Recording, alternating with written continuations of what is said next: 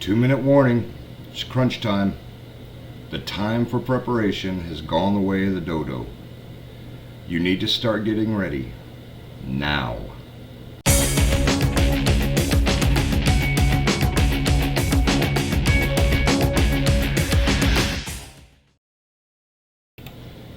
Numbered, weighed, and they are divided.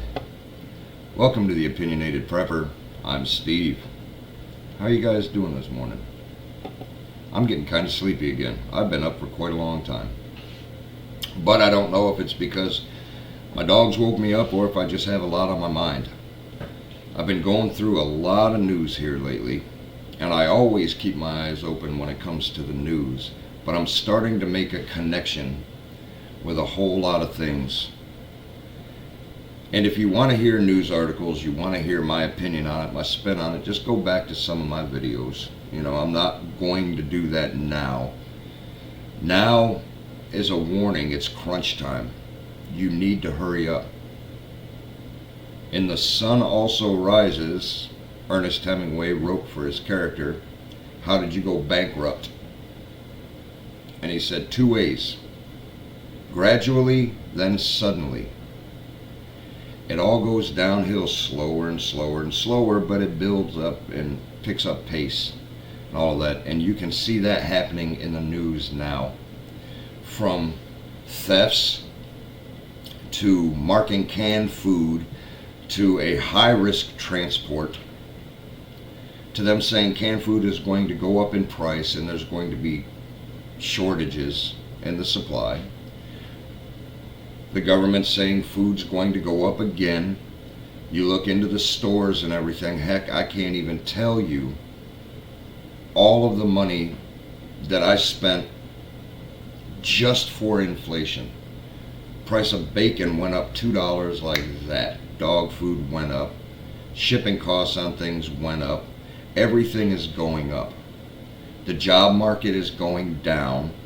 Thefts are going up. Crimes are going up. I've watched a whole lot where personal crimes are starting to come up, like theft of property and all of that. COVID rearing its ugly head is going to drop the economy again because we're being strangled. And as I said before, when it first came up, we were in a good place and it brought us to our knees. Now we're still on our knees trying to get up, and we get hit again. How far down are we going to sink? Now's the time to worry about it. Now you have to do something. A lot of people, they're waking up, their eyes are getting opened. I've talked to quite a few of them, and they like hearing stuff like this, but they don't get to see all the news articles.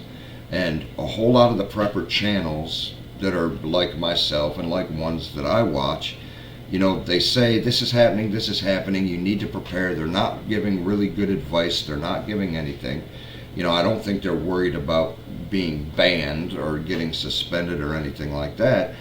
They see such a need to wake people up to the urgency that they're not explaining maybe what they should do. You know, we're supposed to have, at least for the middle section of the United States, we're supposed to have colder, wetter, snowier winter. And for the area that I'm in, usually wetter winter means ice storms. That knocks the grid down. People days and a couple of weeks without electricity. If it gets abnormal, if it's really bad, it goes just the way that it did in Texas. But people aren't worried about alternative forms of heating and what they can do. You know, if you're on electric, if you're on natural gas, if you have a central heating unit, you still need electricity for the blower. You know, and people aren't going and getting propane, even though it's more expensive. They're not going and getting little propane heaters. They're not finding a way to heat themselves. They're not getting extra blankets. They're not buying things to insulate the windows. They're not getting a tent to make a hot room. You know, they're not going to the store and buying extra canned food. I don't care if you have to go and get a freezer full of hot dogs, a crisper full of bologna, and a pantry full of ramen noodles and dried beans and SpaghettiOs. I don't care. You may get sick and tired of the same taste over and over and over, and you may want chicken instead of getting hot dogs. But if you only have a certain amount of money, which most of us do because the savings decreased another 3.5%, and if you people are like me, you're seeing your savings in green dwindling, if you have any savings left. Your disposable income is now just about gone. So any side projects that you had, they have to wait because everything is getting dedicated to other things. You have to stock up on cheaper forms of food, as long as it's nutrients, as long as it's some type of protein, as long as you can get the 2,000 to 3,000 calories a day, a little bit less, a little bit more. You need to get it because it's getting bad. Look at the banks. The banks are collapsing. The auto markets are imploding. The housing markets are falling away. Jobs are going down. The money supply is non-existent. It's bad, folks. It's really bad. You need to wake up and start doing something about it. And while you are doing something about it, you need to focus on home defense. I don't know how many things that I've watched, and it's not just here recently. It's been over a span of a few years, but people getting followed into their home, and caught on doorbell cameras and everything like that. They're not paying attention, open the door, all of a sudden, boom, they're bum rushed. They go out to their car in their own driveway, and somebody's hiding and sneaking down, and as soon as they open the door and they go to sit in, they're taken over. And that's not even mentioning parking lots and grocery stores and malls and super centers and everything like that. Carjackings are on the rise. It's pretty bad. And if you can't have a firearm, or if you don't want a firearm, you don't know how to use a firearm, that's still no excuse for not being prepared.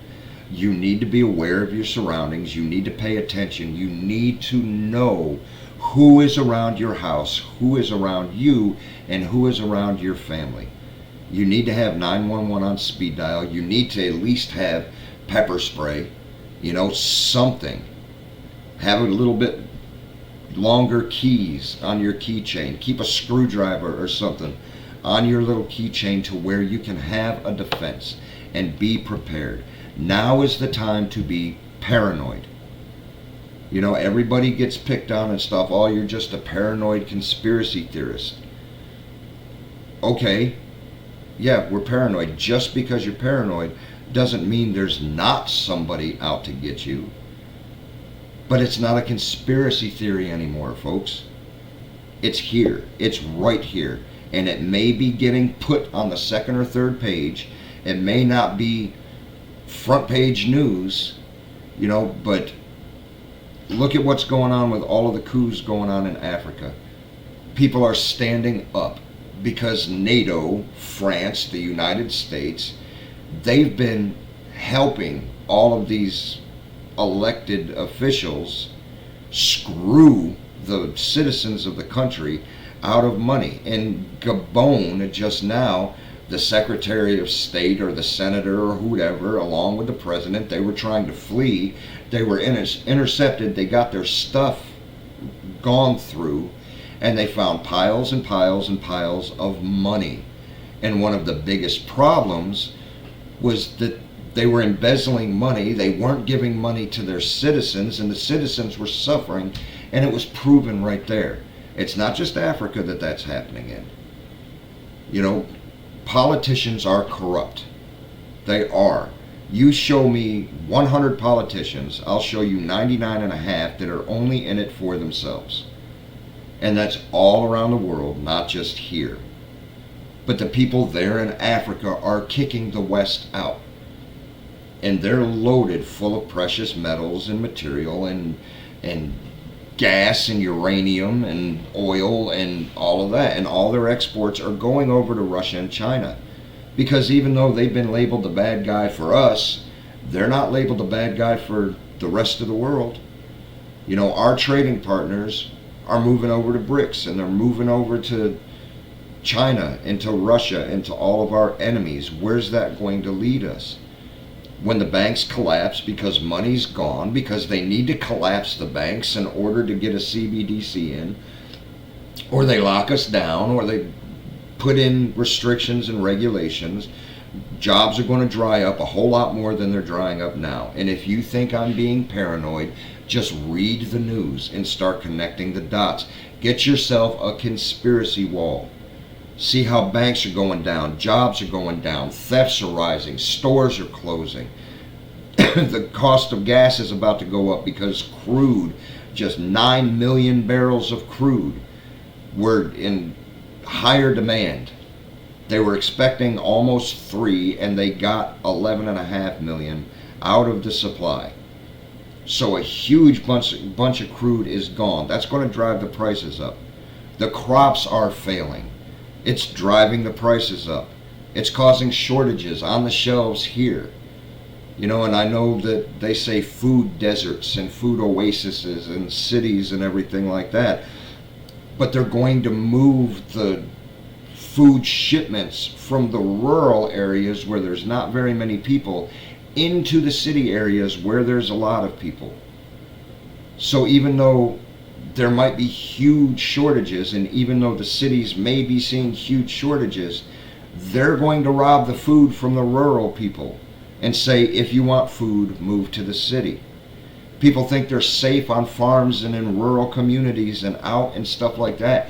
If anybody is smart, that's one place they're going to go to, because there's less cops, there's less public, there's less people around, and there's more of an opportunity to take from them. And it doesn't matter to me if your entire farmland is lined up with motion sensors and with cameras, and all of your family knows how to fight and they know how to protect themselves. That's all well and good. An established perimeter is needed.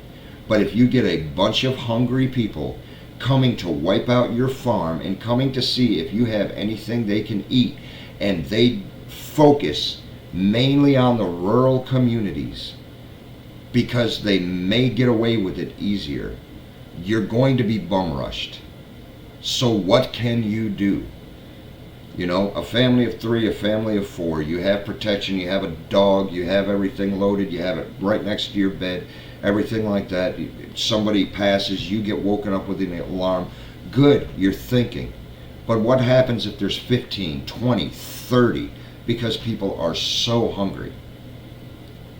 Do you have an escape plan, or do you at least have, what do they call them, a panic room? You know, that was real big when that movie came out. Can you get to a storm shelter that's deadbolted and locked? Because food is just food, and even though you want to fight for your stuff, you want to be able to live. You have to worry about these things. First, you need to get food, and you need to get it now. Then you need to protect yourself and be aware of your surroundings. Worry about it. If you don't have the money to get extra food, cancel subscriptions. Shut off the internet. Use just your phone. Turn off cable. Shut off a light or two and sit in the dark. Find a way. Find a way to make other income. Start breaking twigs off your tree in your backyard. Once you get a nice little pile, put it in a sealed can. Start a little tiny campfire. Make charcoal. See if you can't start making soap, or see if you can't start just selling the charcoal briquettes, or do something with the resources that are around you. Get that extra income, because if you can maybe even only make $10 on spending, I'm getting worked up. If you can only maybe make $10 off of charcoal, or off of the soap that you're making, or off of some side business, that's $10 that'll get you 8 cans of SpaghettiOs that'll feed you for a couple of days. Go and donate blood if you need to go and donate blood. Start riding a bike to work once a week if you live close to your job. Do something and do it now. I can't express it enough. A whole lot of people right now are living on maybe $150 to be able to buy food for the entire month. And they don't even, by the end of the month, they don't even have any food. What's it going to be like when there's no food on the shelves, or when the prices rise again in a month or two? It's sad for those people because food banks are closing down and everything. But what happens when a person gets desperate? There's a whole lot of people living hand to mouth right now. Those people are your potential enemies and a potential threat to you. Get them ready, get them prepared. If you know anybody that's having a hard time, teach them, help them, and do for them. But that's my public message for today, ladies and gentlemen. I might actually put another one of these out tomorrow. That'll be 3 in a day. Holy cow. I hope you guys have a good day. I think I'm going to kick back before I have to go start doing my chores. So God willing, we'll see you in a little while.